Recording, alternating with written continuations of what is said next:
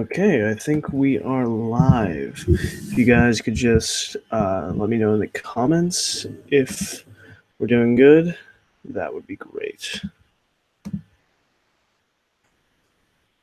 All right, looks like everything's good. Don't need to do any last checks. Audio's good. All right. So,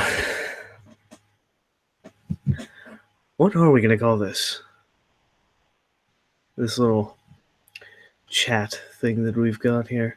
I don't know, I've just been calling them the live streams, and I just don't think that cuts it anymore. I think we need like a solid name because this is totally more of a series than anything else that I've got going on right now, as far as consistency.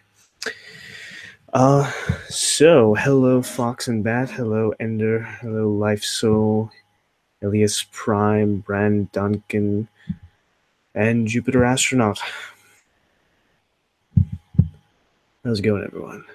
So, if you want, ask some questions about deduction or about the new series that I started. That's also, on the table. The true crime series. I'd like to know your guys' thoughts on that.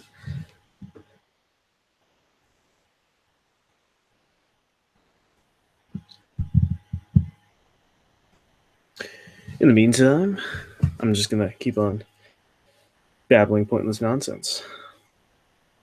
Hello, everyone. It's good to see you all here.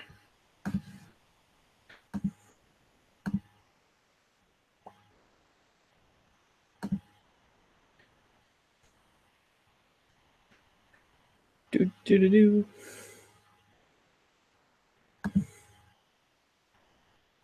How did I learn so much about this stuff?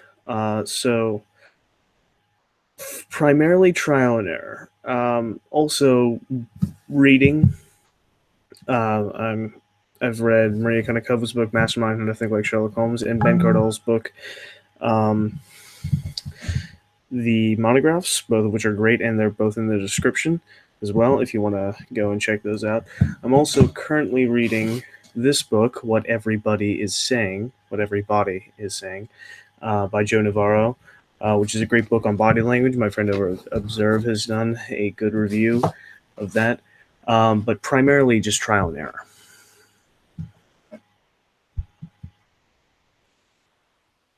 Am I a detective or an aspiring detective? The latter. I mean, I do look into like old cases, closed cases, and even some local cases, and see what I can figure out. But I'm not a professional detective at the moment, but that is my aspiration.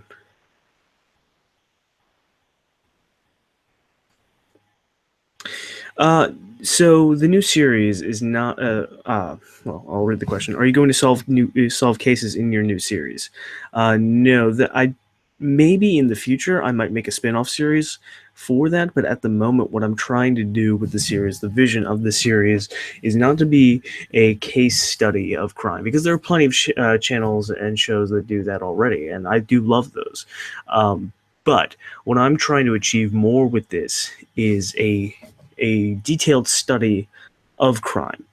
And that's why it's called the mind of crime. So, looking beneath the crimes themselves uh, as individual cases, but rather the mindset of the criminal itself. And that's really the focus of the series is a more detailed study of criminology as a whole rather than specific cases. But I might branch out into that.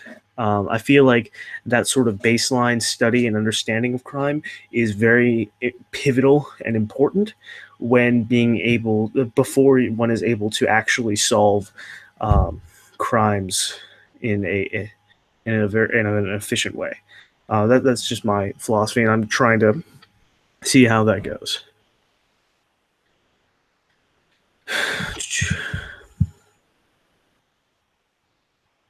How many years have I been deducing, and where and when do you use deductions in everyday life? So I've been studying deduction for a little over 4 years now, and uh, as far as how I use deduction in my day-to-day life, to be honest, I do make a lot of deductions day to day and a lot of observations. And uh, but most of them I don't actually implement. So a lot of it is just practice. I like to think that the bulk of the deductions we make, probably about 80%, if not more, for me, um, are literally just practice. And I'll never use them in a practical way.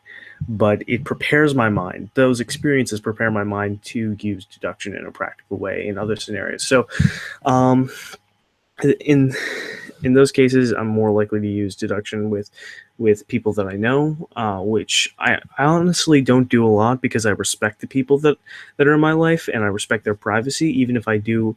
Um, like I don't come across as much of a Sherlock to the people in my day to day life, and that's not because I don't notice things. Oftentimes, I actually act like I don't notice things, but that's just because I value people's privacy, especially the people in my life that I care about and respect. So, but if I really do see something amiss, I might, or hear something amiss, I will try and figure it out in my mind, and then maybe see if I can subtly help in some way. That's mainly how I use it practically at this point in this juncture. Sometimes it's just a party trick, you know. And I am planning on getting into some mentalism work, so that's another practical way to use it as far as monetarily.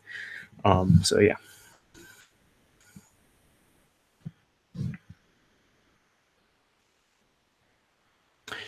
Life Soul says, I'm reading the 48 Laws of Power. It talks about seduction and how when a man was in the middle of seducing the woman, he confessed he loved her and the spell was broken. Um, hmm. Emotions and seductions, not my strong suit at all.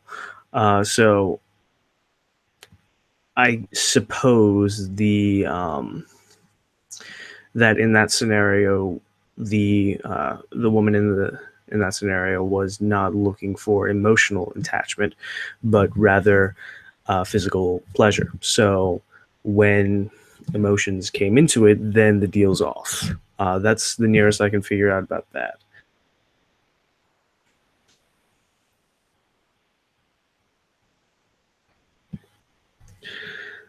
So what do I do with this knowledge? I assume you mean the knowledge that I gain from deductions. Um, some of it I record, like I write down, um, and mainly for the experiential knowledge of it.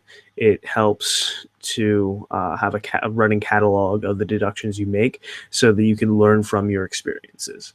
Um, but as to using those particular experiences practically, you never know when you might need information about someone, especially someone that you meet or notice on a regular basis, especially someone that you don't have a deep connection with. So someone you um, see regularly but aren't are more of acquaintances or not even that. So like for instance, there's this coffee shop that I like to go to, and I've when I'm there, I like to observe the baristas and see what I can deduce about them, and sometimes that can lead to interesting conversations. So I've been working on learning and have watched many, if not all, of your videos on making cold reads. I have a few books that deal with this and just for understanding it all, but would like to know more. Any suggestions toward helping me progress more so or faster? Have been doing this for about 2 years now. Okay, well, I'd say you're off to a good start, Zach. Acquiring knowledge of technique and mindset is good. That's a good start, and I assume over these 2 years you've been doing some practical practice as well, which is always the best way to learn. The videos that I produce are mainly just um, to give people a starting point, give people the the necessary knowledge that they need to be able to conceptualize the process and to be able to apply that process. So, as far as any suggestions to progress faster, I would say train harder. And so this entails doing exercises that are specifically focused to particular functions of the brain that factor into deduction. So what you're doing is indirectly training deduction, by focusing on training various aspects of your brain that are involved in deduction. So things like memory, with memory training and training memory systems and stuff like that. Focus and attention, huge thing when you can manage your attention and focus. It can make or break you as a deductionist. Observation, huge thing. There are some great techniques that you can do that specifically focus on training observation. And there's, of course, the logical process. So, like, just go through some logic puzzles. Another one here. Riddles, logic puzzles help you lateral thinking. All of that is going to contribute to the process of deduction, even though you're not directly training at making deductions. You're training the faculties that you'll need to be able to go forward with deduction. So that's that's a long version of what you were asking, which was how do you progress faster? Train harder and train focused. Going out and making deductions by people is great. That's a great way to learn. But don't overlook focused training.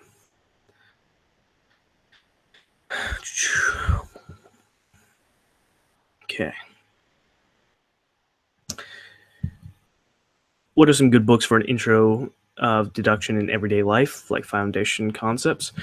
Definitely Marie Konikova's book, Mastermind, How to Think Like Sherlock Holmes, in the description, the link to it. It is fantastic for teaching you the psychology behind the thinking of Sherlock Holmes and how to train your brain to default to that level of thinking. I feel like that is a very foundational book as far as training the mindset, because mindset is more important than technique in deduction. Bottom line, if you have the mindset, the technique will follow after. But if you have the technique, if you're not in the specific circumstances in which you train the technique, or the technique doesn't apply to the specific circumstances, then you're at a loss. But when you have the mindset, then you can sort of improvise a little bit. And also having the proper mindset allows you to make this a second nature.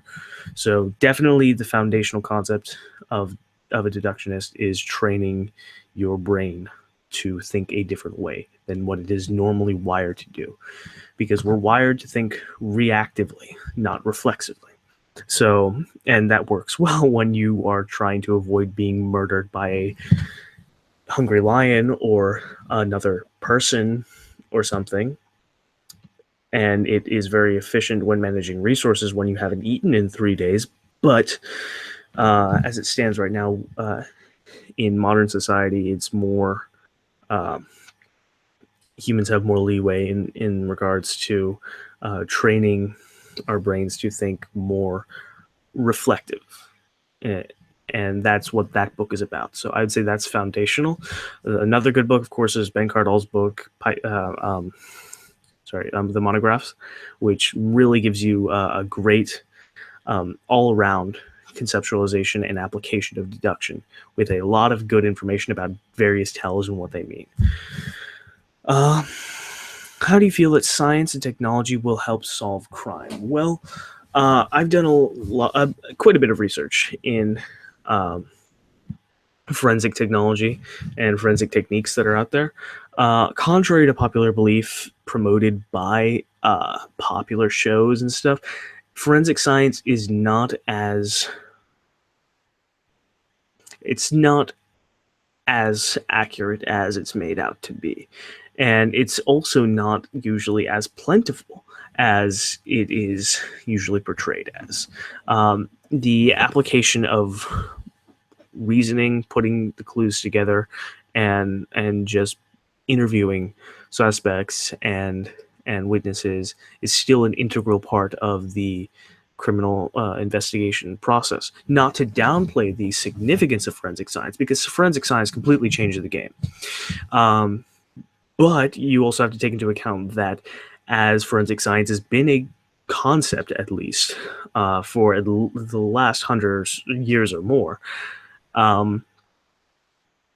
that crime has been able to sort of adapt to that. Okay, they know that fingerprints are relatively universal. Let's wear gloves, right? That sort of thing. If they know that testing is a thing, don't leave bodily fluids. So as technology improves, so will criminals adapt.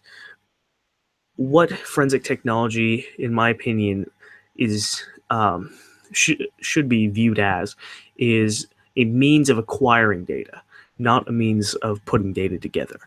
So think of it as just a really close-up way of observing. And in the deductionist sense, when you gather observations, it's time to logically put them together. Forensic science simply allows you to gather more data and more focused data that you couldn't just get from looking at something. And that's very, very important. Like, don't get me wrong, forensic science is fantastic, um, but it is overplayed sometimes. And I think as technology improves, um, crime will just get will adapt as it happens. So, you know, I don't think there's ever going to be a time where criminal investigation won't be a thing. Um, and you've got this idea of this dystopian future where there's an AI that can tell who is going to make crimes and when before it happens based off of an algorithm, which I suppose in theory is possible. Like Sherlock Holmes said, if you can attenuate to every possible thread of data, then you can potentially deduce every causal eventuality. But that raises up too many ethical questions to, I think, be implemented in a free society. I think society has to become a little bit more Orwellian for that to be um, implemented as a standard.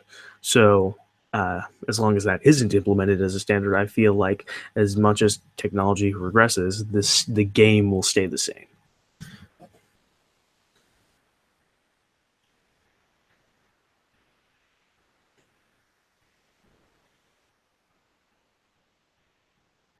Do you have a training slash testing routine per se, whereby you can effectively implement and iterate on new techniques analogous of a test driven development approach in engineering? Well, I do have a training program for myself of certain techniques that I do daily. I'm still trying to figure out how to break it up, whether I should do focus training in the sense of like one a few days a week do nothing but memory training, then another few days a week do nothing but focus training, and another day a couple of days a week do nothing but logic or observation training, that sort of thing. So I do have that, and I've got about 20 training exercises that I do. Um, and But as far as trying new techniques that I can actually apply in the field, that's I don't really have a set way of testing those things aside from just trying them out and then asking people if I'm right. So that is something I should look into.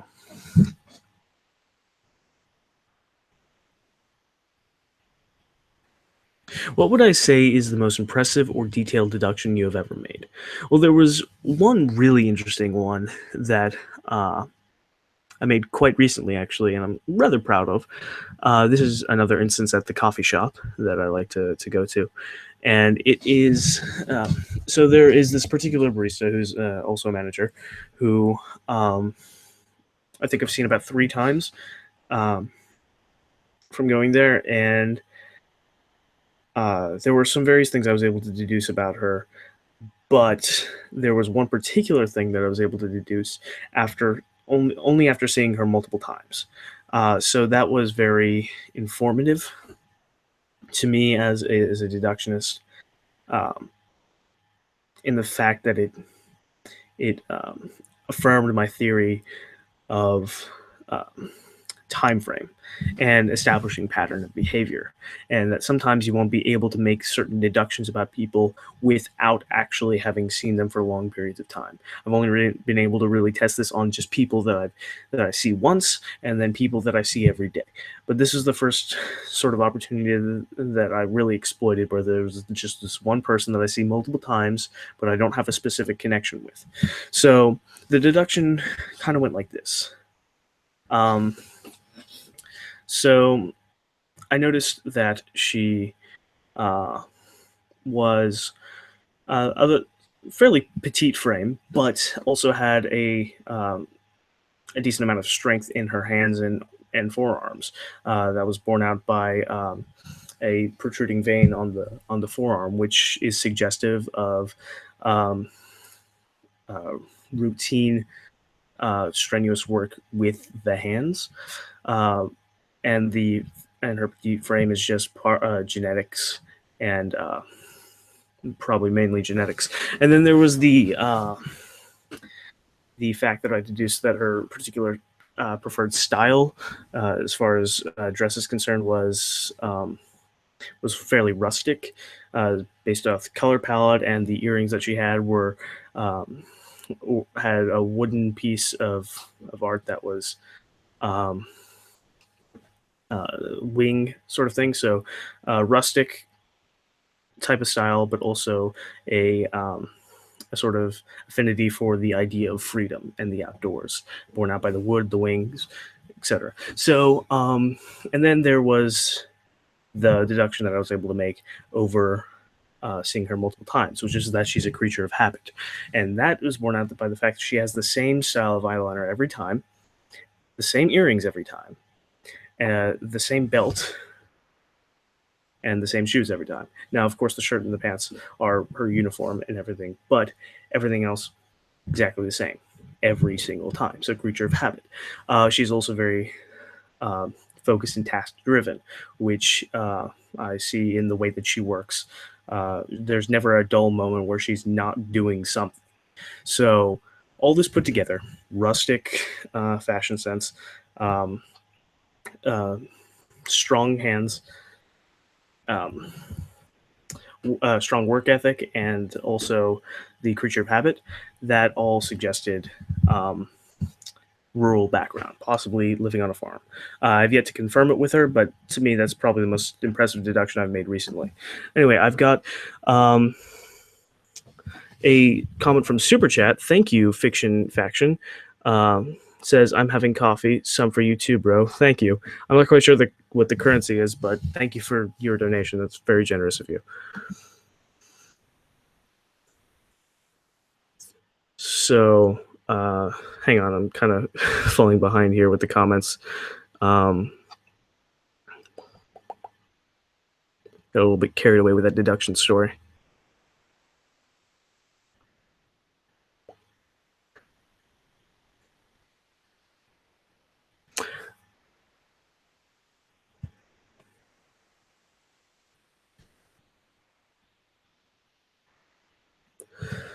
Sorry, I'm trying to find a good question right now.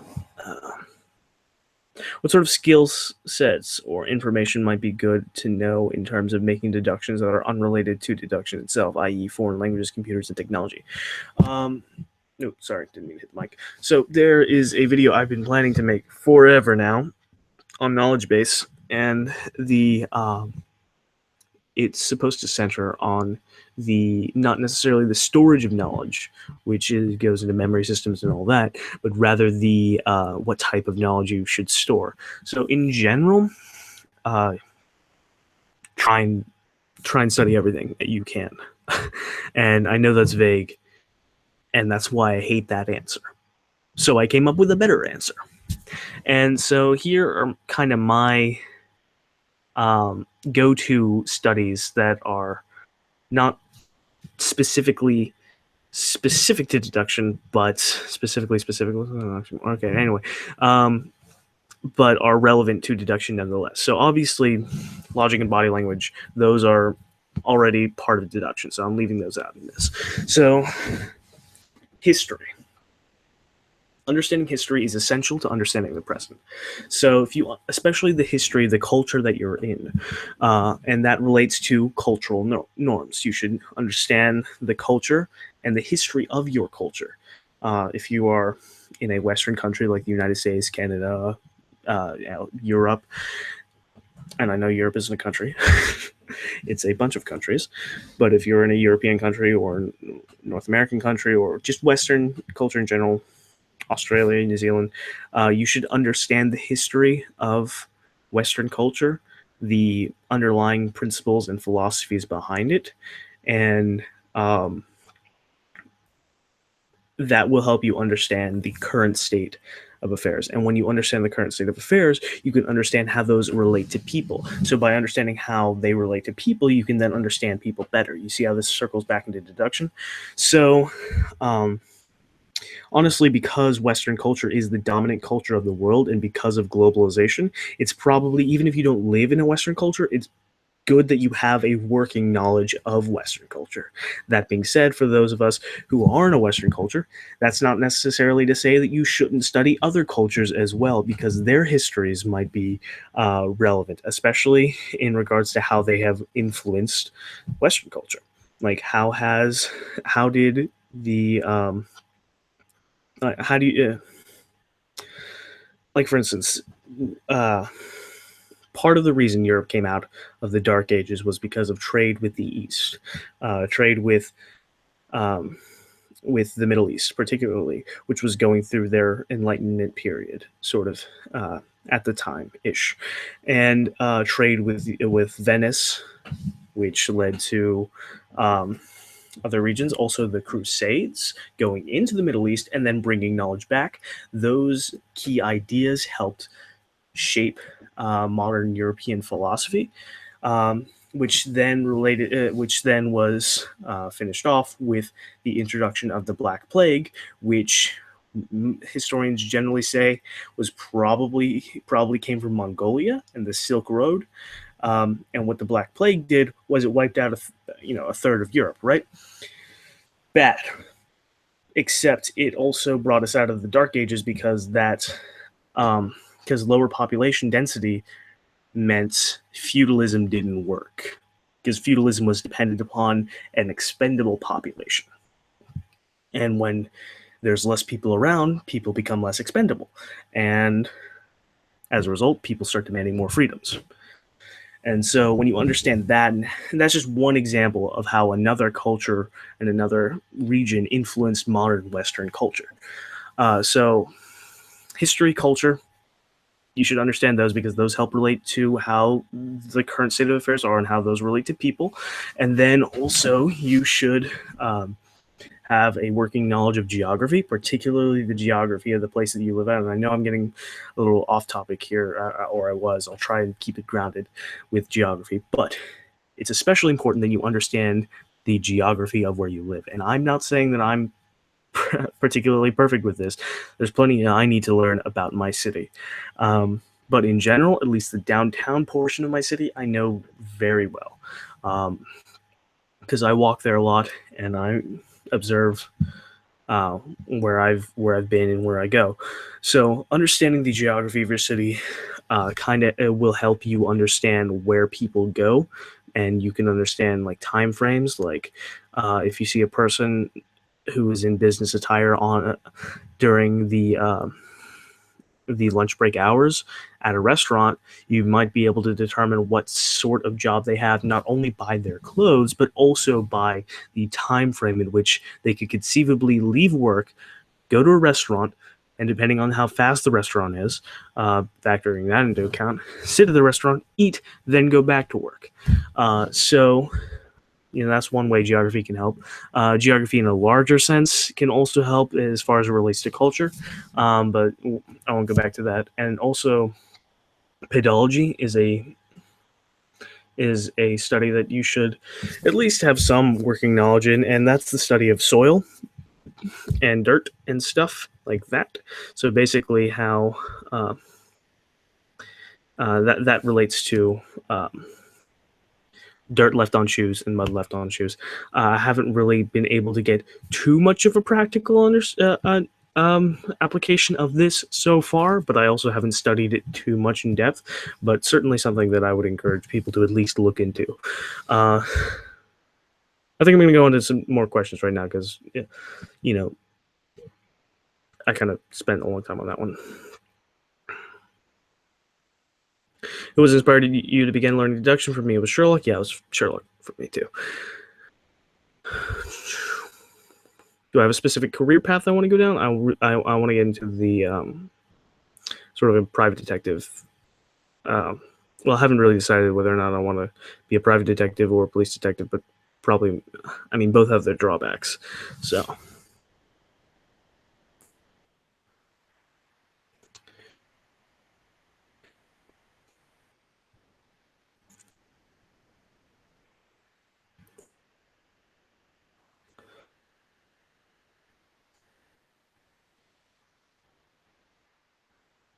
sorry, I'm looking for a good comment. Clegacy, I hope I'm pronouncing that right, says, "Hey, I'm a fellow YouTuber. However, I've had trouble with the logic of thinking / deduction backwards. Could you please explain the process thoroughly?" Well, I do have some good videos that explain the plot process more in depth than I'm about to now. I would recommend that you go watch my video once you have eliminated the impossible. That's a good one to understand the thought process of deduction. But basically, what we're doing is, as far as the reasoning aspect of it, we're using 3 different forms of reasoning at any given moment. Depending on the circumstances and evidence available, you'll be using any combination of deductive, inductive, and abductive reasoning. For some deductions, we use deduction as a connotative definition. So for some deductions, you might simply use inductive reasoning or abductive reasoning. It all depends on the evidence available. And sometimes, and you will usually use on some level, deductive reasoning. So essentially, what you're doing, without getting too deep into the terminology, is you observe evidence by using your senses. So you look at someone, you gather information about them. You also hear what they're saying, the pitch of their voice, that sort of thing. You pay attention to your environment and the setting. The setting in which you find a person is sometimes just as important as the dirt on their shoes. So, and also you like take into account your smells. Like, what are you smelling? What are you hearing? Even to a certain amount, what you can taste off of the air. There's usually not much you can get off of that, but sometimes you like breathe through your mouth a little bit and you get a slight taste in the air. That can sometimes be telling. Honestly, just try and use as many of your senses as possible to gather information. Once you have that information, now you can start to put it together. And so essentially what you're doing is you're figuring out the implications of each piece of evidence and how they relate to each other. So this is sort of hard to conceptualize without a ready example, but I'll do my best. So you first need to understand the implications of each piece of evidence as they stand alone, and then you need to understand how each piece of evidence relates to each other. Now, some pieces of evidence won't relate, will be mutually exclusive. For instance, let's say, a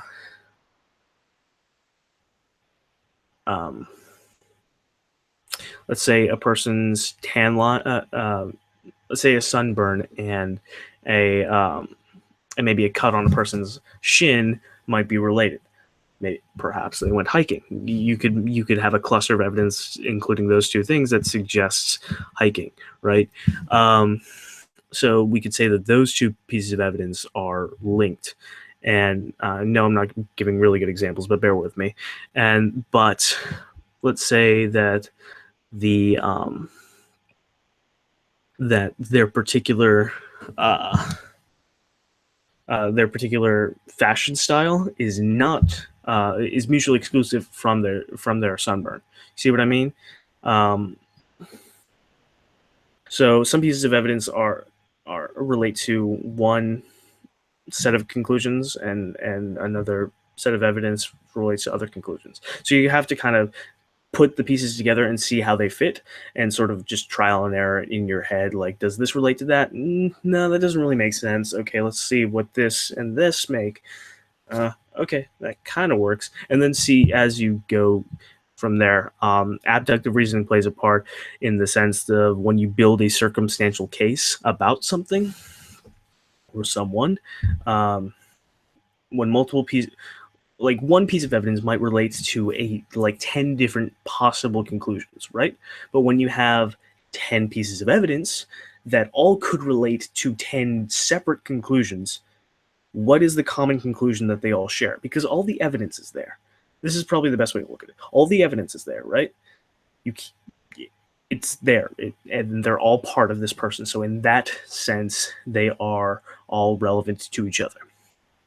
So each of them by themselves could mean a bunch of different things, but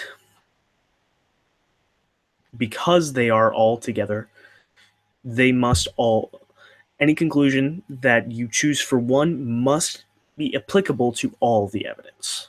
So that's how the logical process of deduction works, in the sense that we are trying to figure out what conclusion works with all the evidence. So there's a lot of trial and error, and there's a lot of guess and check, sort of, I guess you would say. But yeah.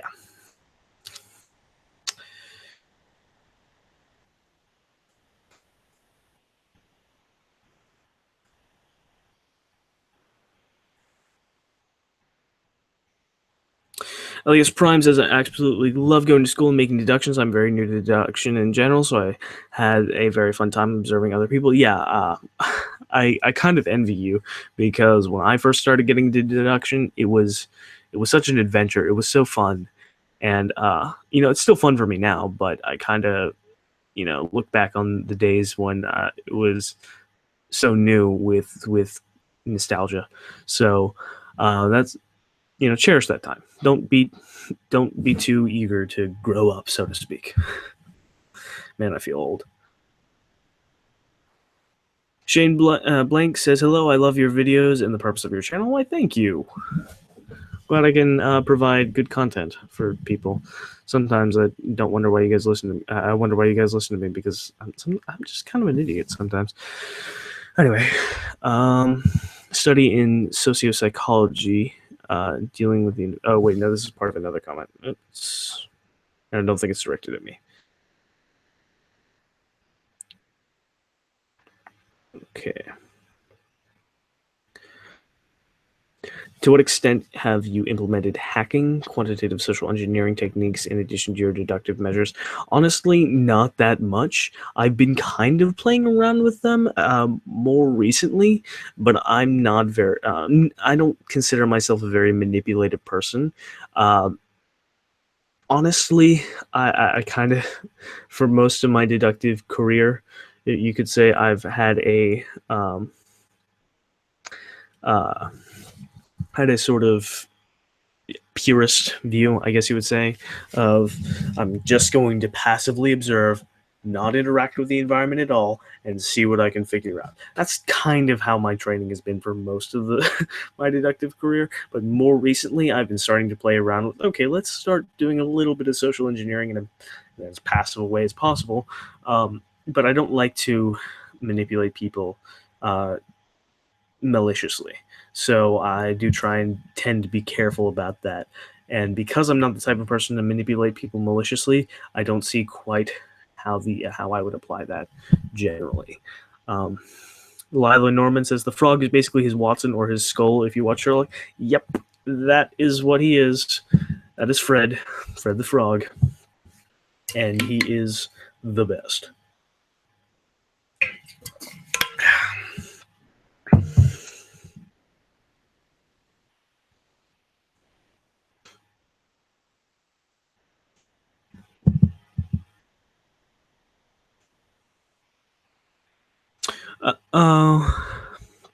Since you have a large understanding of the mind of crime, what do you do if kidnapped? Ooh, okay.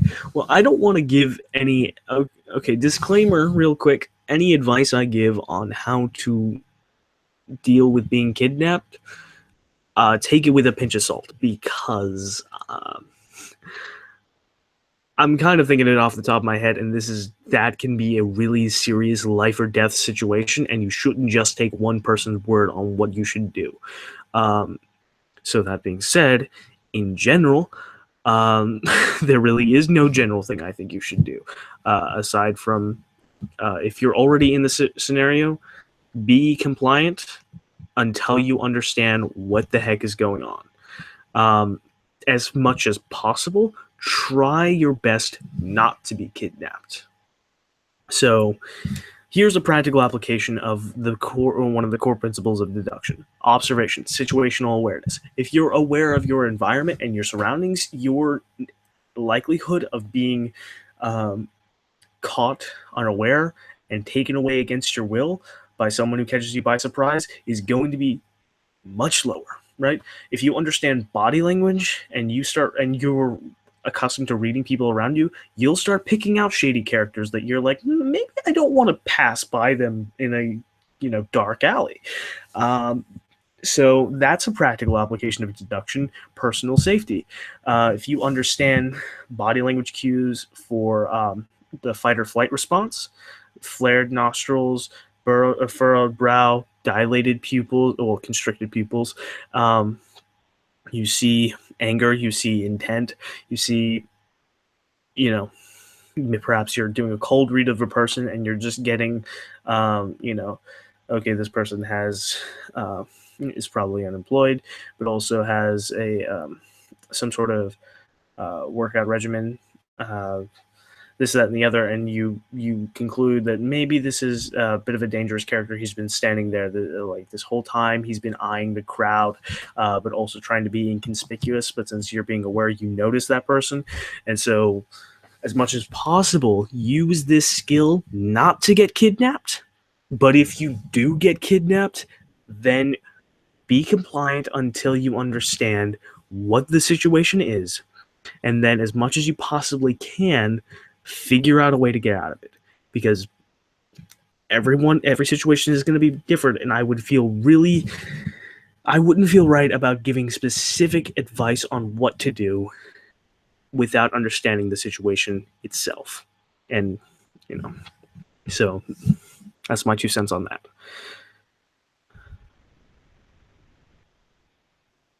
Oh, what would I do specifically? Well, same thing I just described.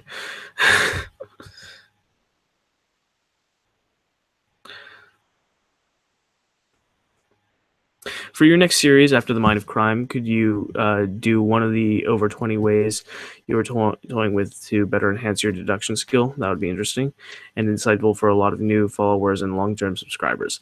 Yeah, I mean, I'm not, like, with the Mind of Crime series, I'm not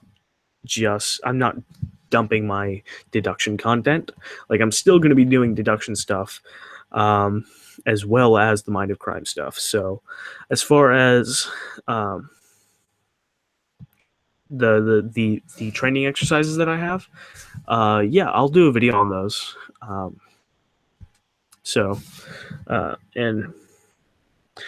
on my Patreon, for those of you who want to look into that, I think I set up a long time ago that one of the rewards for one of the tiers is going to be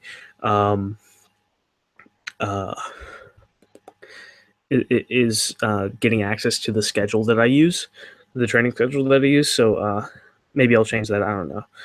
Make it free and available to everyone.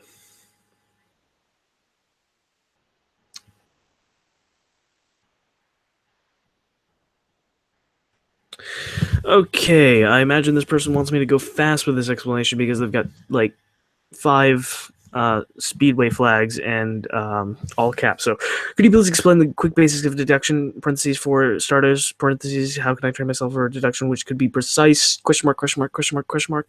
Thank you. Okay, so 3 basic principles of deduction: observation, theorization, or hypothesizing, and deduction. So basically what all that means is you gather information about your environment. Then with the theorization and hypothesizing process, you start trying to figure out how that you start guessing and checking how that data fits together, like we talked about earlier.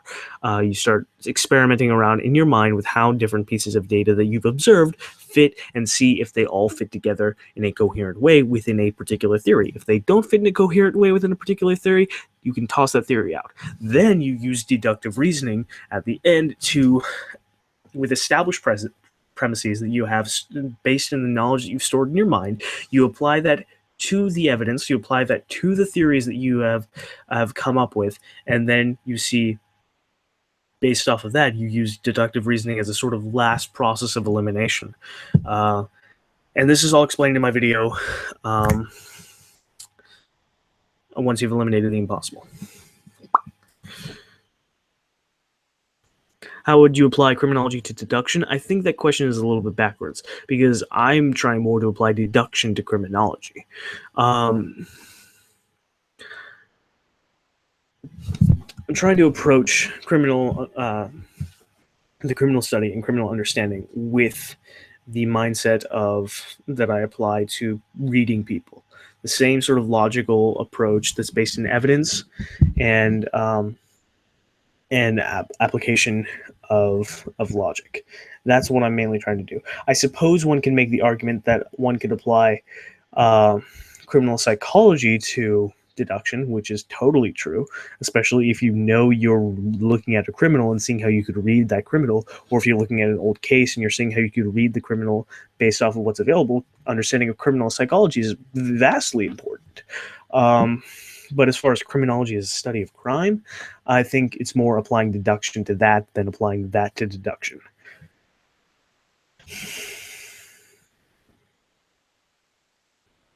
How much money do I make in a month? I can't answer exactly my earnings because of contracts and stuff with AdSense. They don't let you tell exactly how much you make, but on average, I make about $100 a month off of YouTube on a average month. 100 to 200. This last month, because I had a video go viral that made like 300,000 views, I got over $650 this last month. So that was a good month, but usually it's about 100.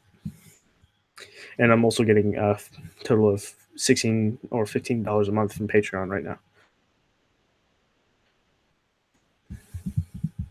How old am I? I'm 18. Patrick Fredrickson says hi, I guess. Hello. What are some other deductive exercises besides your half deduction and reverse deduction? Well, thank you for watching those old videos. Most people haven't watched those videos. So, other exercises that I do, other than actually making deductions, I do exercises like lateral thinking puzzles for logic. I do different observation games. I do this game that trains observation and visual memory retention, where I blindfold where I get a handful of coins.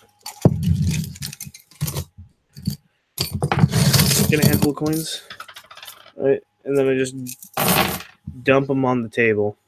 And then I look at it for about 20 seconds or so, and then I close my eyes and I see if, based off of the mental image I've taken, can I count the coins that are there. That's a fun exercise I love to do.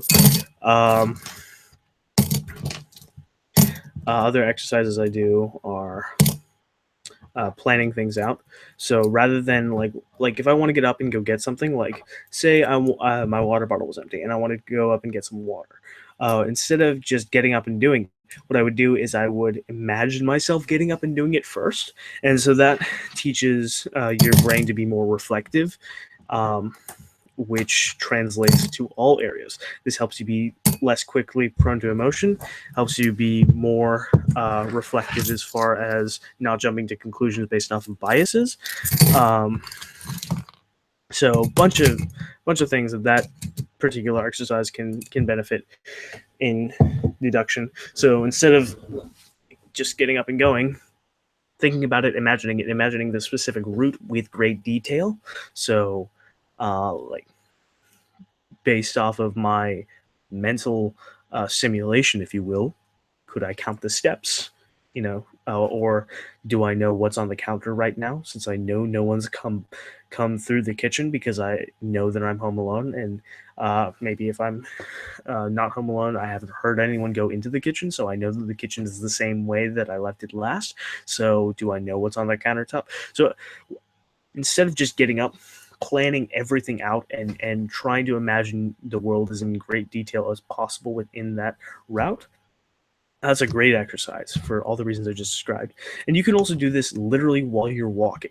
Instead of just walking and letting your subconscious plan out your steps, try and consciously be mindful of where you go before you go, uh, where you're going to go before you make those steps, because that will prime your brain to actually be more observant, because you're like, oh, okay, we're consciously figuring out where we're going to step. Let's figure out where more of the stuff around us is, because what your brain has done is subconsciously gathered information about your environment, and a lot of that is estimations. Think about it. You don't have to go when you go into a room. You don't automatically uh, you automatically, but you don't consciously look and see all the points where the walls connect, and all the edges and vertices and connection points. You don't see those, but you know that they're there. You walk into a room, and unless there are curved walls, you know that it's going to have those points, right? That's your subconscious.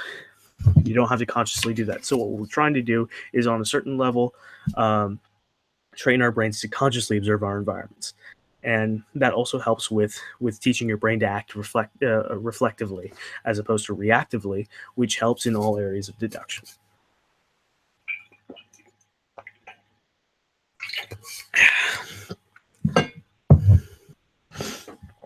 Okay.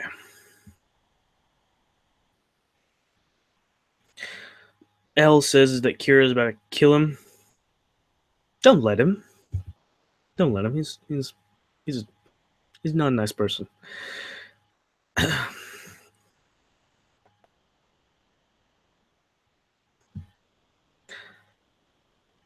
If intelligence is the capacity to learn from experience, do you see training and deduction as the way to increase your IQ?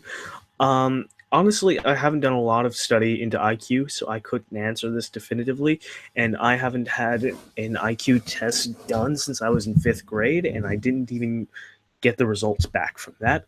So I don't even know what my IQ is. And so I couldn't give you, like, okay, here was my IQ before I started training deduction, and here's my IQ now. I I couldn't give you specific examples of deduction improving IQ, but I don't see any reason why it couldn't, based off of my knowledge of IQ. Um, but one of the main reasons I haven't gotten my IQ tested, which I easily could right now, is because I don't want to put myself into a box as far as intelligence is concerned. I don't want to. I don't want to subconsciously limit my potential because, oh, my IQ is lower than I expected it would be. Okay, I guess I'm not cut out for this, or I don't even want that on a subconscious level. And I don't want the opposite either of, oh, my IQ is higher than I expected. Well, I really am good. I don't want that sort of arrogance or that sort of lack of self-esteem, that because both of those things could be detrimental to my study and practice of deduction. So, I mean, I feel like when I mature a little bit more in my personality and my intelligence, that then I will be more ready to go into taking an IQ test, regardless of what the results are going to be. Having the mindset that it's not going to change my outlook on myself and my pursuit of deduction. Before Until I get to that point in my mind, I don't want to go take one. So, um, lesson is that there's always room for improvement, and it's okay if you're not ready for something, but you should always try and get ready. You should always try and improve yourself.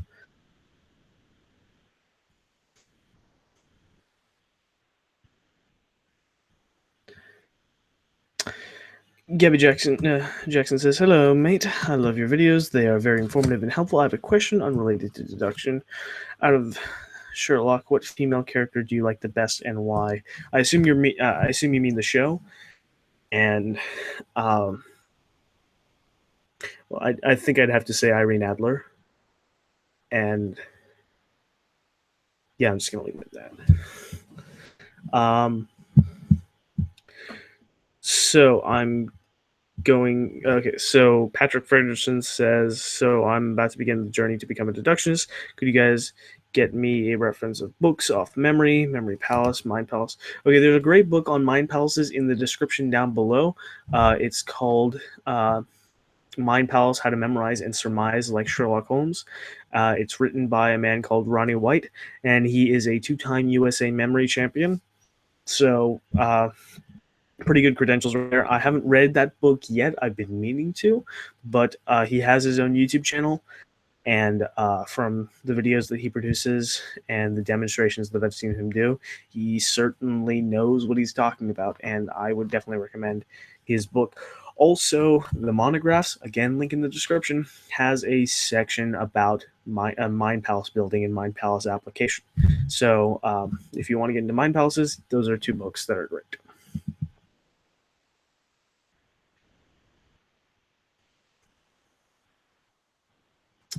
The deductionist says, "I'm having this problem. I know all the different components of deduction, such as memory and logic.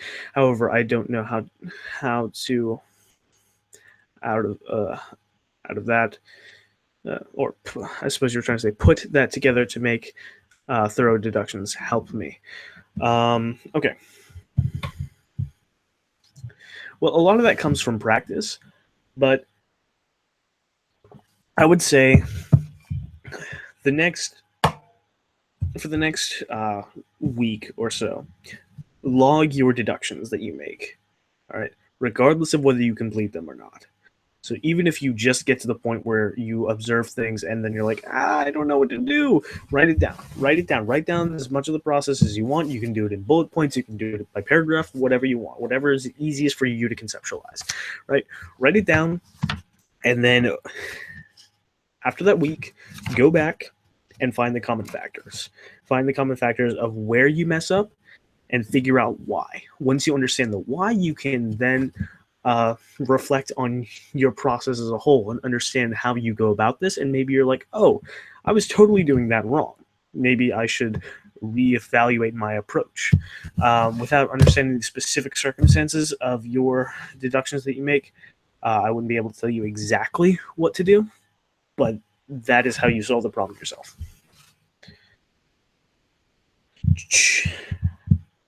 Dragonarch, question mark. How long did it take you to get good at deduction? And what would be the average time taken for a person to get good at it? From your experience, that is. Thank you. Okay, so I wouldn't necessarily call myself that great at deduction. I mean, I suppose I'm pretty good, but there is so much room for improvement, and that's the thing. Never never think that this amount of time equals this amount of goodness. uh, I mean, I've been doing it for 4 years, and the first year and a half or so I was sort of off and on, really wishy-washy, and then I got more and more and more into it, and mainly what kept me going was this channel, was making videos and seeing other channels come on and wanting to like compete with those channels as far as content. It forced me to get better at deduction itself. So I'd say if you have something that drives you and motivates you, whether that's a personal experience or that's a personal or a personal application of deduction, that's great. YouTube is not my only motivation for studying deduction these days, but it was the one that kept me in the game. So having something like that helps. Um, I would say that the last 2 years of my training have really been where I started getting good, if you want to put it like that. And one thing that I've learned is that not everyone is as easy to read. So some people are super easy to read. They've got the data right there, and it just like it just comes to you. It's like in a card game where sometimes you just get the right cards, and it just works out for you.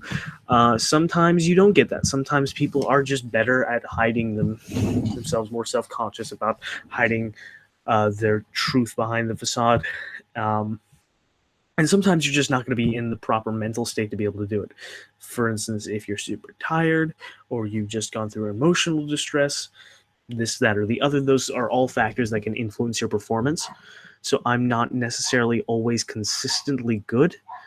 So, with that being said, we are going to take a short intermission. I will be back in about 2 to 5 minutes. So, uh, don't stay tuned if you want to see the end of this. So, hang on 1 second. Why the knife? I stabbed my mail, just like Sherlock Holmes. Hang on.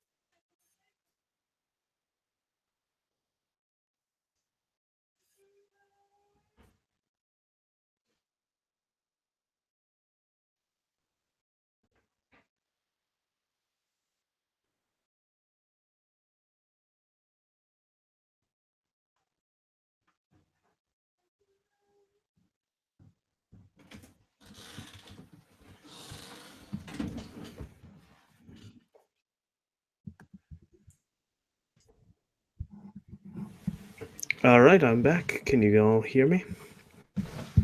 Check, check, 1, 2.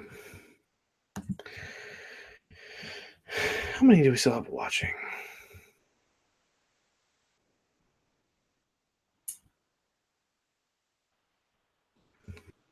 The name of the frog is Fred. Fred the Frog.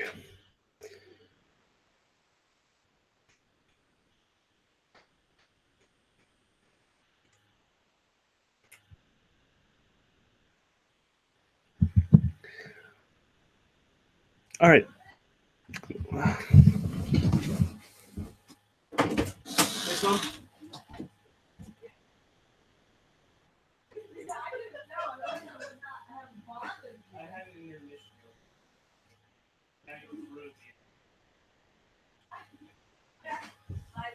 Yeah, I love you, Mom. My mother says her apologies. Toby, no, you just step on my keyboard again. Everyone, this is Toby. Meet Toby. Hi, say hi. Well, he's purring. Good boy. Okay. Why Fred? Because I got him when I was 6, and Fred the Frog seemed like a good name. This was before the age of Pepe. I like your observation videos, but what do you think of picking a theme for observing? One day observe hairstyles, the next day clothing, how people walk as examples. Yes, that is a great way to train your observational skills. Yes, it is Toby, by the way. So you can apply this to either physical evidence, like, okay, this week I'm only going to look at shoes and see what I can determine from shoes, and then like, what can I determine from hands? Just do that 1 week. You can also apply this to body language. Observe has a great video that I recommend you guys watch. I forget the name of it. I think it is called. So you think you can read body language or something like that? Body language boot camp. That's what it was. So he details a system in which you focus training on various aspects of body for body language reading over the course of a month. Um, so yeah, that is a great way to train your observational skills. So I don't have the Odyssey right now. I just have the Iliad. Where did my copy of the Odyssey go? Huh. Someone asked earlier, and I'm curious, if you don't have a Watson, how do you deduce someone at close range? Like, I imagine what you mean is when you have a Watson factor with you, someone who can talk and take care of the conversation for you with someone while you sit back and observe. It's great to have them, but consider them more of a luxury than a necessity, because you can still read people while interacting with them. It's just you have to get better at reading people and make it more of a subconscious second nature sort of thing, because once you're interacting with a person, that's another conscious task that you're doing. So basically you just have to get better at reading people. I know a lot of these, I don't give quick tips. I'm sorry, people. If you want to get good at this quick, this is not the place. And in fact, there's no place for you except not here. But please stay. It's a well worthwhile journey.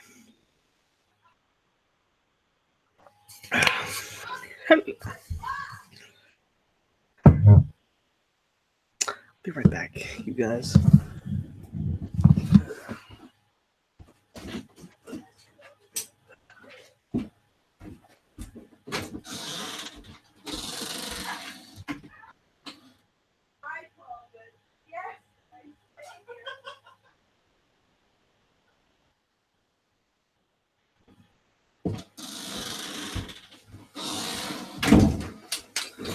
Family's lovely, isn't it?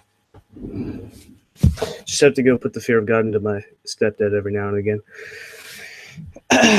Do I draw in my free time, or do you just draw for your channel? Like, draw for fun? Toby, yes, you can go out.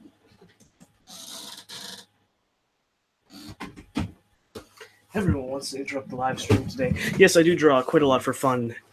I've been drawing for as long as I can remember, and probably even before that. Here, let me show you an example of something I drew recently that was just for fun.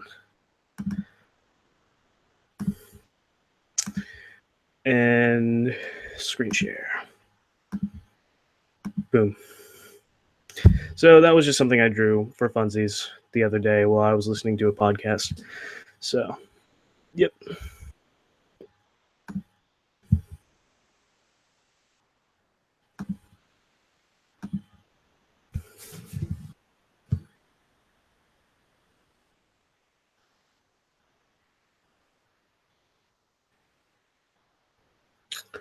Is Sherlock level of deduction attainable? Because I don't think it ever will be, lol. And you're right, it won't. You know why? Because Sherlock Holmes was, as much as he was based off of a real person, he was still fictional. And the writer of the original stories, Sir Arthur Conan Doyle, did take some creative liberties with this process of deduction because he was trying to tell a story just as much as he was trying to promote scientific understanding of crime. That being said, more recent adaptations just take that embellishment further and further and further from the truth. So Sherlock level of deductions, especially more modern renditions of Sherlock, usually not attainable. But it's no harm in trying to get to that point. Hit higher than you can, aim higher than you can hit, and you'll hit higher than you ever thought you could.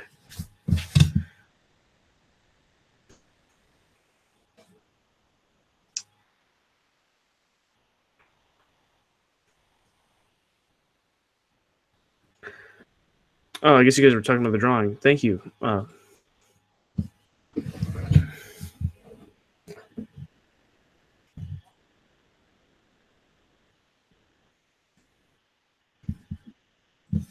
Do I practice constantly? I practice as constantly as I can. You can't do this all the time until you make it a second nature, and I haven't completely made it a second nature yet. Sometimes I do have to just like shut off my brain a little bit, tune out, give myself some rest. Take that into account. It's okay to let yourself just your mind wander every now and again and just rest. But as much as you can, practice. Push yourself beyond your limits, but don't kill yourself. Scarlet Wolf says, "You have an Instagram we can follow." Nice drawing, by the way. Well, thank you. I do have an Instagram. It's more of a personal Instagram. I don't really post anything there except for videos of my cat. But you can follow me at Jordan Ricardo221B. As ACCARD for my last name. Do I do physical training to amplify your brain function, like running, boxing, and stuff? Yeah, I do workouts, not as regularly as I should. I've been trying to get back more into regular training regimen. I used to do martial arts, and I want to get back into that. That's actually what this is for. That's a focus target for martial arts training.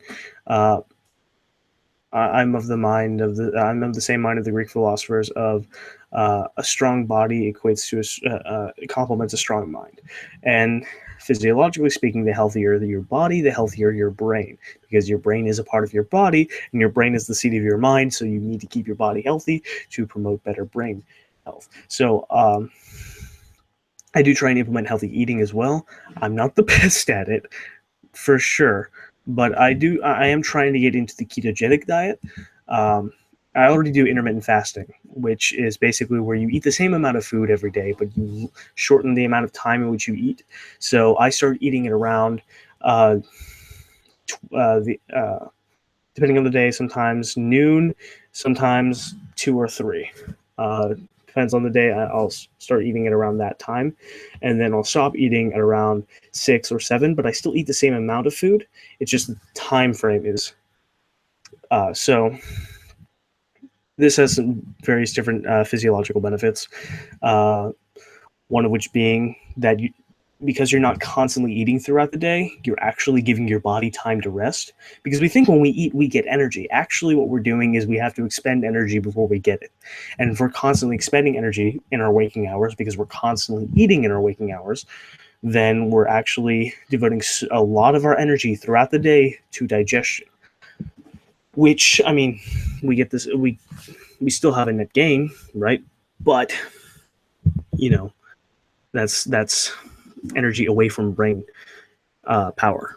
And even Sherlock Holmes, when he was, uh, in the books, he says something to Watson: Watson, you're a medical man. You know when you eat, blood goes away from your brain into your digestive system, right?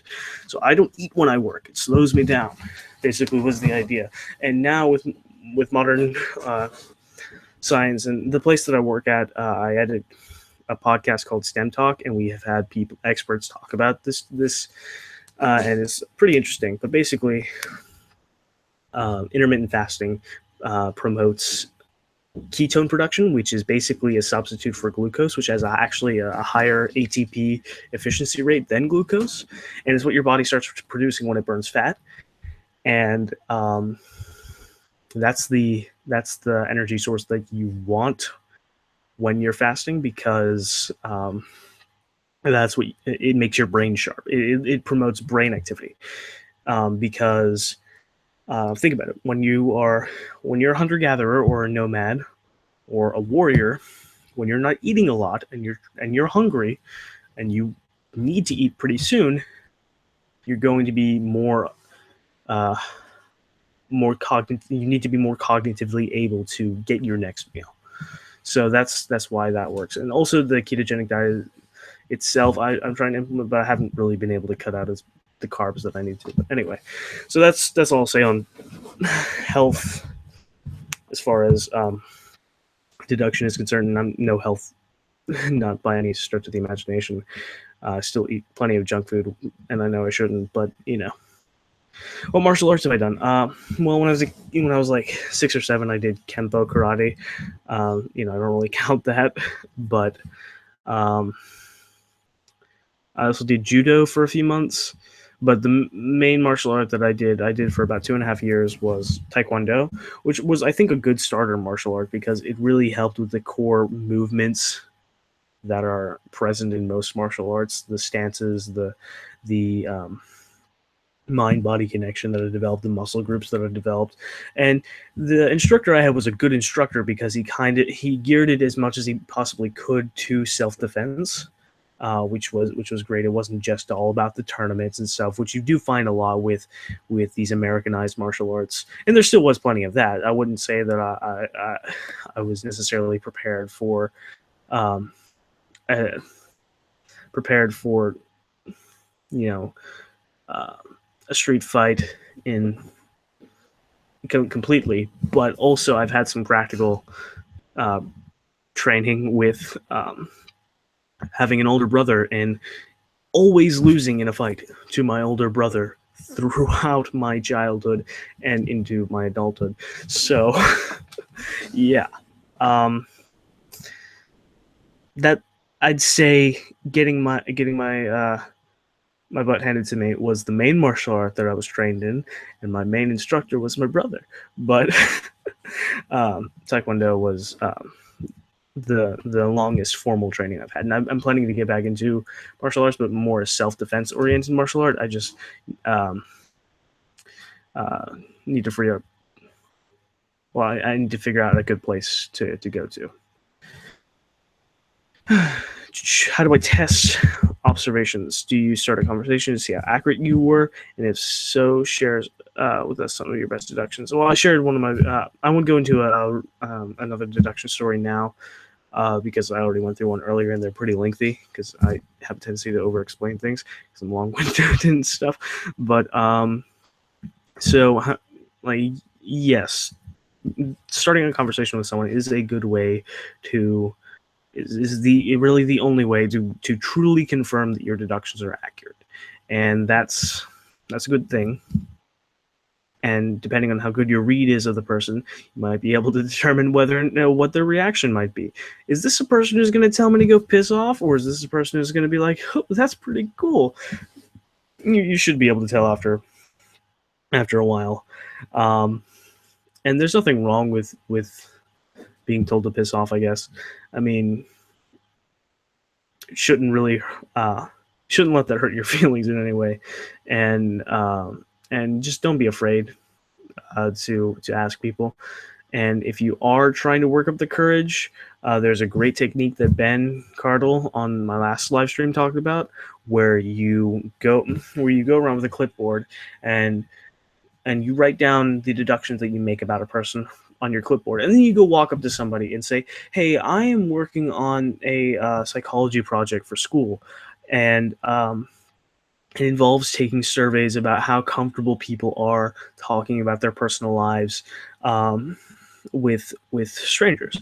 So I'm going to ask you some questions. You feel free to answer or not answer, and and then I'll tell you some things about myself, and you tell me some things about yourself, and then you can base your questions off of the deductions that you've made. So, like, let's say one of your deductions was this person owns a dog. So, you can ask, do you have any pets? And if they say yes, you just check that one off, and you go down the list of your deductions. Like, if you think that maybe this person is an outdoorsy type, they hike, and so you say, maybe one of your questions would be, do you do a lot of do you spend a lot of time outdoors? And then, yes, I do some hiking, stuff like that, blah blah blah. I also do some biking.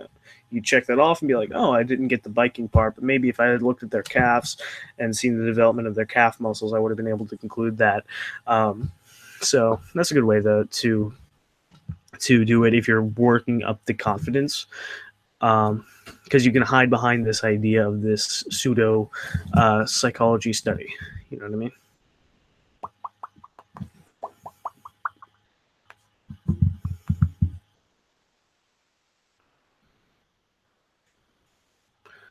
Have I babbled? I'm pretty sure you mean dabbled in uh, nootropics to enhance cognition and brain performance. No, I'm.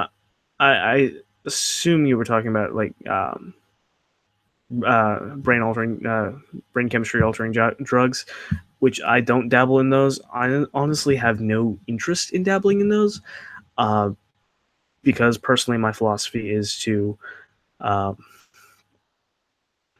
is to confront reality as much as I possibly can, and I feel like drugs are simply a means of escaping reality. And same goes for alcohol. Really, why would I want to dull my senses? So I really don't have much of an interest in those things. Spelling a mistake was to catch my attention. Well, you got it.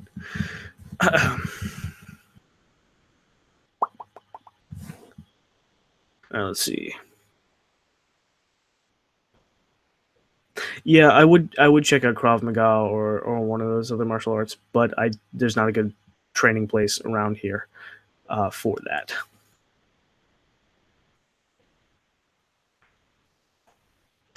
Hey, can you give me more info on the book with the monographs by Ben Cardall? I think I'm about to buy it. If you're gonna buy it, there's a link in the description below to the book. So I recommend this book regularly. I'm a big fan of Ben's work. I mean, I had him on for the last live stream. He's very knowledgeable, phenomenal deductionist. I really appreciate his work. He's I'd say a big inspiration to me, and so yeah, his book was phenomenal. I'd like to go back through it, but I lent it to my brother, um, and so yeah, I definitely recommend buying the book. What it does is it starts off with teaching you the mindset. It doesn't go too in depth with that. Then it goes into mind palace building, and that's really just like the first few pages of the book, and then it's all about the application. He goes through tells this, that, and the other. Hello, mother dear. Do you want to come on the live stream? Say hello. Hi. No, come here. No, I have no makeup. Oh, come on. I look like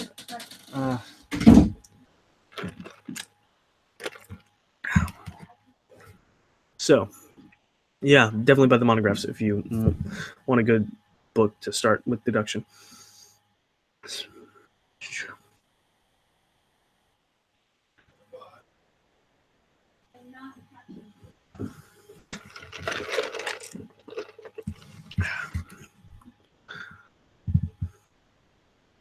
What would you guys ratio the correctness of your deductions?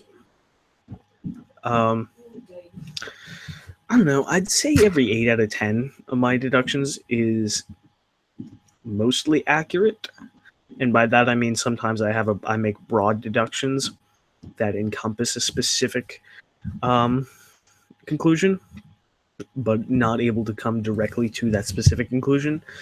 So I'd say like 70 to 80% of the time I'm right, but maybe that's being generous. I don't know. Do I have a blog? I actually do. That's where I got started. Before I was on YouTube, I made like 2 websites, and funny enough, I wanted to use YouTube to get promotion for my blog because I didn't know how YouTube worked. If you put a video on YouTube, everyone's going to see it. It's easy promotion. And then I got on YouTube and I realized how hard it is. and 4 years ago, well, actually, it's been three years now since I started the channel. 3 years ago, I was not technologically inclined at all. Like, I knew how to edit videos, and that was it. And it didn't even show back then because the only videos I had experience editing were Lego animations with Movie Maker. That was what I had done as a kid, right? So I do have long story short, I do have a blog. It's the Art of Deductive Reasoning .wordpress.com, I think. And then I had my first website was the Art of Deductive and Inductive Reasoning .weebly.com. I don't remember.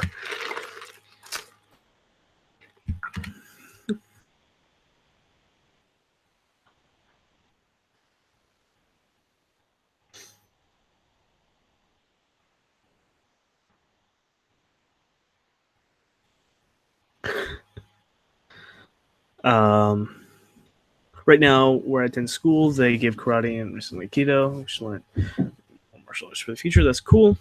Am I Muslim? No.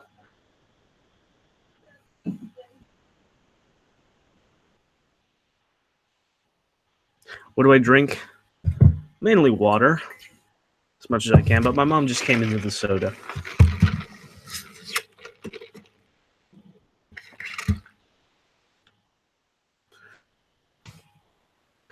Fiction Faction says, I'm glad I found your channel. Well, thank you. I'm glad you found my channel, too.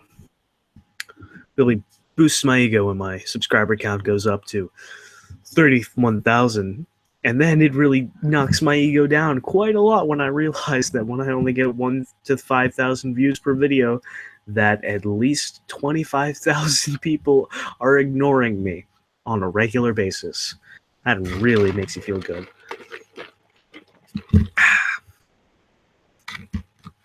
Want to hear something funny? I had a website called Deduction and Art, not a Science. That's not funny. I'd say that's accurate. So would I recommend reading my blogs as an insight towards the basics and just get some... Well, I mean, my earliest videos were based off of my blog posts. I haven't posted anything on that blog in over a year, I think. And I mean, if you want to go read it, sure, but it's more going to give you an insight into what I was thinking when I started, because a lot of the things I said back then, I don't necessarily fully agree with. I had sort of a beginner's understanding, which, I mean, I was a beginner. And the whole point behind making that blog, behind making this channel, was to learn through teaching and to learn through conceptualization and through getting feedback. So I'd say my content right now is much more informative than it was back then. But if you want to understand how my progression, that's why I keep that up and keep up my older videos, is because I don't necessarily agree with all the things that I said back then, but you can go back and see my progression, which, I mean, for me, is really important to go back and see my progression and my thought process, because that helps me reflect on where I am now and where I want to be. And for you, it can help you perhaps to understand the journey that I've taken so far. You know, how is that relating to how your journey is going? Did I make mistakes that you're making? Right? And maybe you can learn from my mistakes to not make those same mistakes in the future. I mean, that's why I leave that old content up. I'd say for the past 2 years, the concept that I've had has been reliably consistent in intellectual quality. So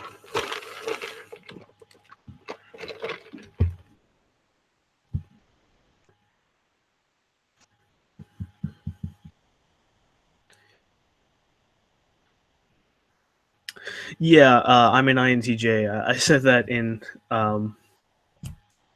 my video, why you shouldn't emulate Sherlock Holmes. That was that's how she knows that. I think I might have told her because I've had some conversations with the Deductionist, but I don't think I told her that specifically. I did, however, mention that in that particular video. And I'm not really a big fan of personality types. I was a little bit more back then, but now doing more research, they're okay for general things. General things. What objects should I look for on a person to make more accurate deductions? Well, I mean, I guess you mean in general, what points you should look at. Shoes are a big one because shoes tell you where they walk or how they walk, and shoes since they're not washed a lot, they compile evidence. They're like, think of it like this: a portrait is capturing a person over time. Here, let me. So here's a portrait. So here's a painting, right? This is one that my brother did, and so this is a self-portrait he did of himself. And so you can see it's not like a photograph. Paintings are interesting like that, especially. This is where reproductions usually fall short. Is that paintings of a live subject capture them over time. You have a subject sit in, you paint them, and if you're painting yourself, you're looking in a mirror, right?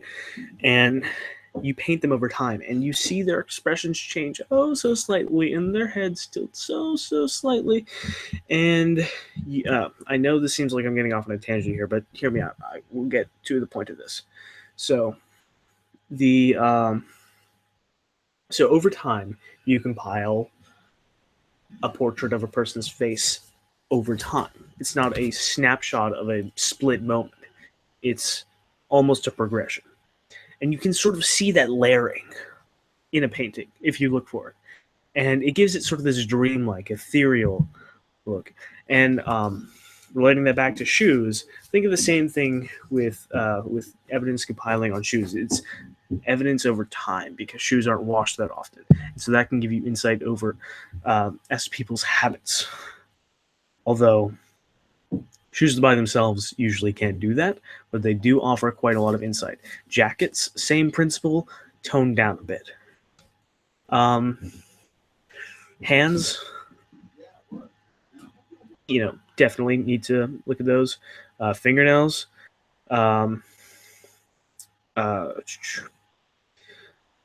muscular development. That's the other key thing that you need to look for. What muscle groups are developed, and based on that, you can determine what sort of motions they do regularly. A builder will move in a different way to a sailor because they're doing different things, so they're developing different muscle groups, right? So, and then it's really easy to spot out if someone's muscular development is built up through athletics or through occupation or through gym regimen. I find that's easy to determine. I'll do a video about it, but I find it pretty easy to distinguish. What's more difficult to distinguish is exactly what sort of things they do within those three broad categories. Okay.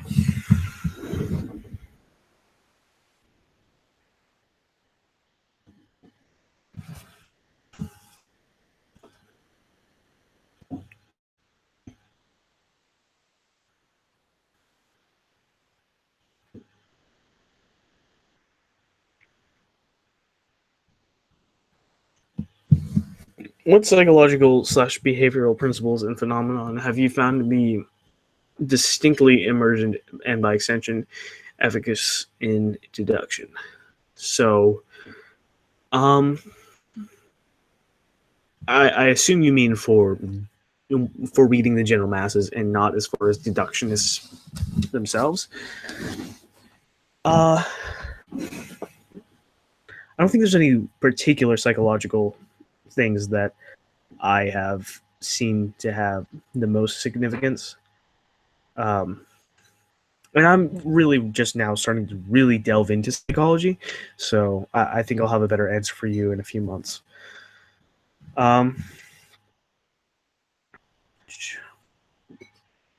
There's a question. Okay, have I heard of Colin Cloud, and if so, what do I think of him?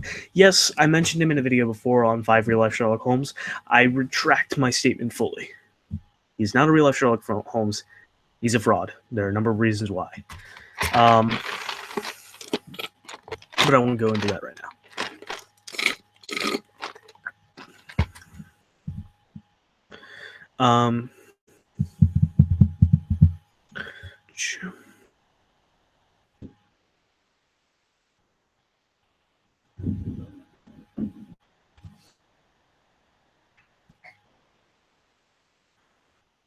Could you deduce a person only by text? This is an interesting question. I actually got asked this question earlier today on Facebook. And you can determine some things about a person. You really have to delve into language analysis and word choice and sentence fluency. If the person is not fluent in the language that they are texting you in, then you're really going to have a hard time. As long as they're fluent, you're fine. So you can determine, based off of word choice and based off of sentence structure, you can determine significance of concepts. And in simpler terms, that just means you can figure out what they mean that they aren't saying based off of how they word things. You can deduce things, therefore, from about their personality, their interests. It's kind of like reading in between the lines to figure out the body language.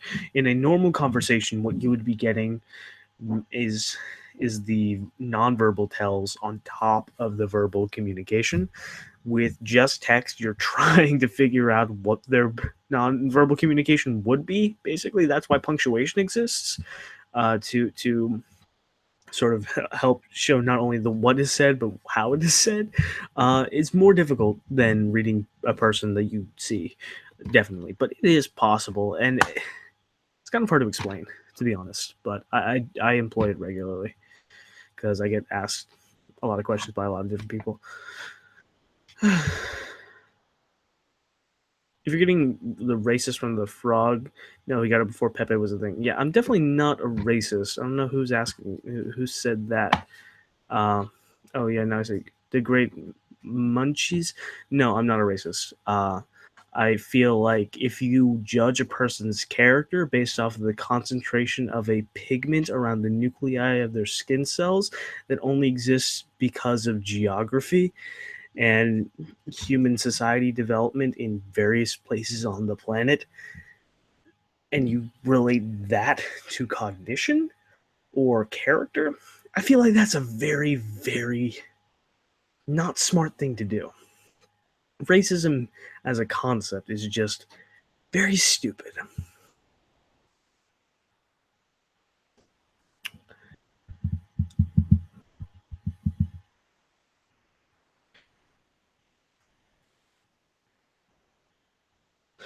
The Deductionist asks, here's a question. We've talked a little. What have you deduced about me, personality-wise or hobbies?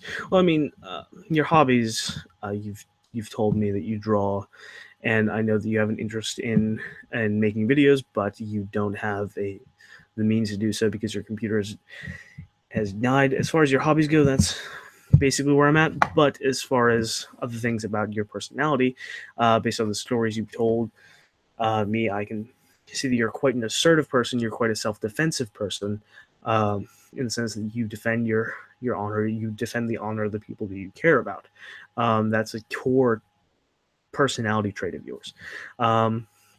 There's also the elements of long-wittedness, which I totally share. You like to type things out in long paragraphs, so that indicates a sense of thoroughness and wanting to and a desire not to be misinterpreted. That is, I'd say, core personality traits that I've been able to determine about you just based off of some simple things.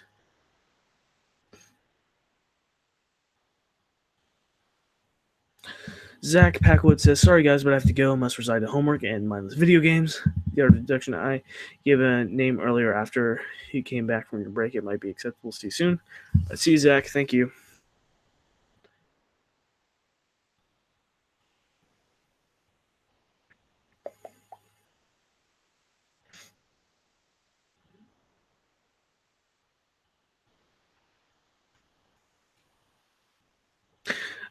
In fact, how long have we been on?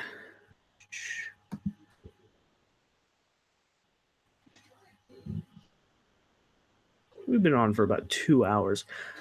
They are actually having dinner in there and totally screwing up my intermittent fasting thing. So I think we'll take a few more questions and then we'll bring this to a close.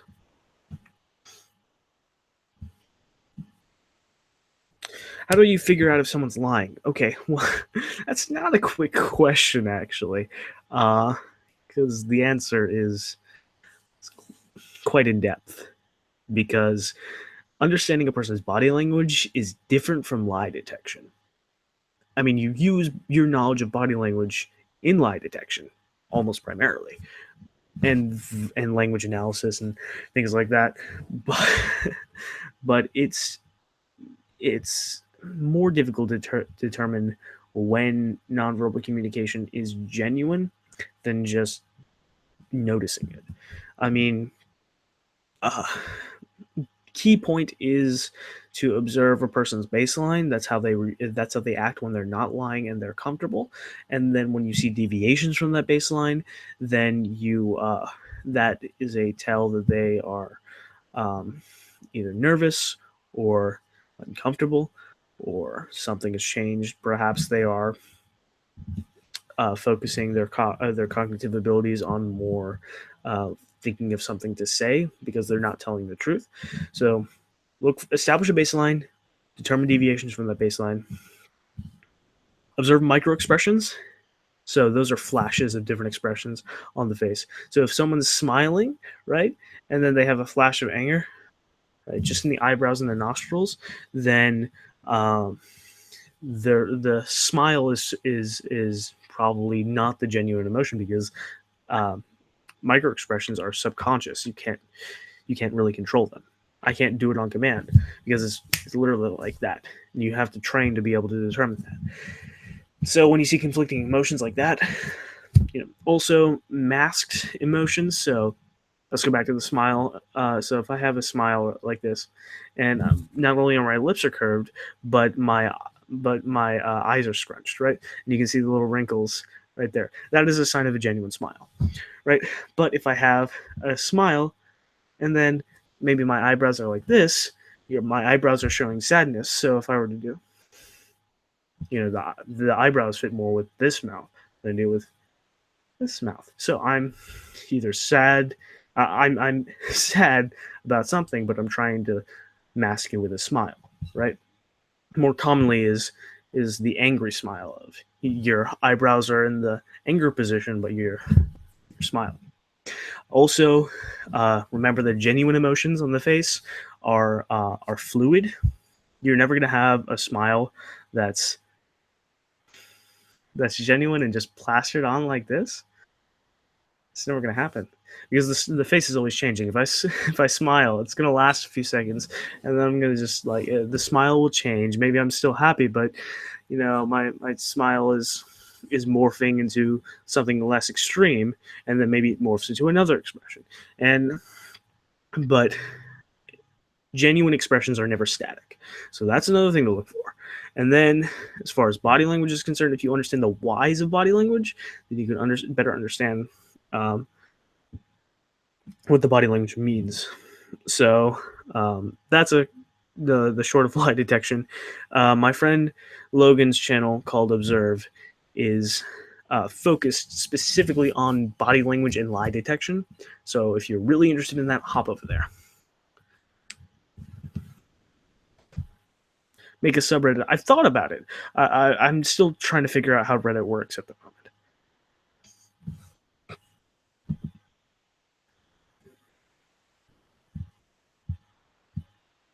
How do you improve focus? Okay, there's a really simple exercise that you can do. All you need is 2 sets of headphones and 2 devices. So for me, I have my phone and I've got my computer. I plug one pair of headphones into my computer and then a pair of earbuds into my phone, right? And then on my phone, I play like classical music or something, right? And then on my computer with the headphone over this ear, the earbud in this ear, right? On this ear, I play like really loud, obnoxious music, right? And then on this ear, I play classical. So what the exercises, what you're supposed to do is to focus on the classical music, the softer music, the soothing music, and block out the loud, obnoxious music. It's really difficult to do, like stupid difficult. And to once you get good at it, then you can make it even harder. Maybe change this from classical music to an audiobook or something. Something even more difficult to focus on. You can also train management of attention, dividing of attention by having like multiple videos playing. Like I've got a pretty big screen right here. This is a separate monitor, and then I've got my regular laptop monitor. So I could like have 4 videos playing here, an audiobook in an earbud, and then another video playing on this, and watch them all at the same time and try and see if I can what I can remember about everything, right? And that will teach you to broaden your attention and focus, but also be able. So those are the 2 extremes of being able to. And when you get that, you sort of tame your focus to be able to apply it better.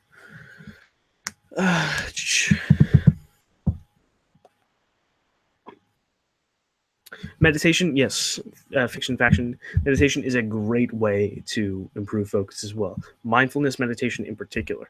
That's where you focus on your breathing or something else, but basically you focus just on one thing for 10 minutes. And as thoughts come into your head, let them pass. So like literally if I go into mindfulness meditation, I breathe in, I hold my breath as when my lungs fully expand, I hold my breath and I count 1, 2, 3, 4 in my head. And then I release my lungs. And when I empty my lungs completely, I hold it there and then I count in my head 1, 2, 3, 4. And then I breathe in again. And as thoughts come into my head that are distracting and causing me to not focus on my box breathing, then I literally say in my mind's voice, pass on distracting thought. And what you're trying to do is not block out thoughts, but let them pass on, right? And this will actually show you what is just knocking about in here that you're not really consciously aware of throughout most of the day. So that's a great exercise to do.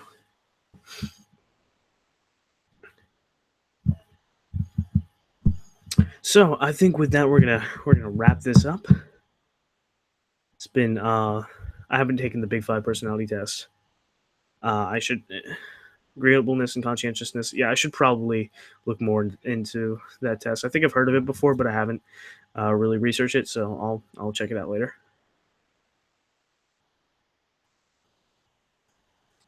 Jordan B. Peterson, I'm becoming a big fan of his.